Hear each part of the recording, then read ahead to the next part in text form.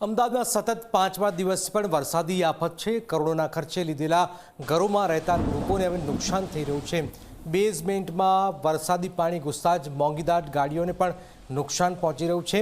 એએમસીના D watering machine દ્વારા પાણીનો નિકાલ પણ થઈ રહ્યો છે। જોધપુરના અર્થ બાર એલિગન્સમાં રહેતા લોકોને હાલાકી છે।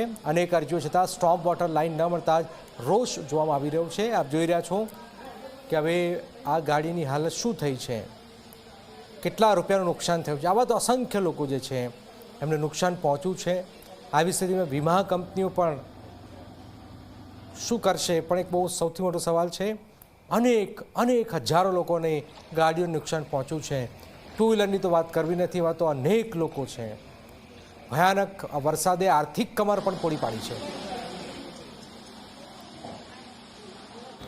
ગુરુવારે બપોર પછી વરસાદની માત્રા વધી હતી અને ધીરે ધીરે કરીને બહારનું પાણી બધું અમારી સોસાયટીની અંદર બેઝમેન્ટમાં આવવા માંડ્યું।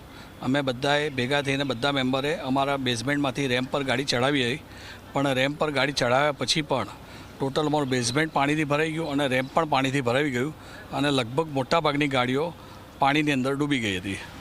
એમાં કોઈ તંત્ર કામે તંત્રને અમે બધાને કોન્ટેક્ટ કરેલા હતા, પરંતુ એ ટાઈમે થોડી પરિસ્થિતિ એટલી બધી વિકટ હતી કે તંત્ર બી અમુક વખતે એવું લાગતું હતું કે કામે આ પહોંચી શકે એમ હતું નહીં।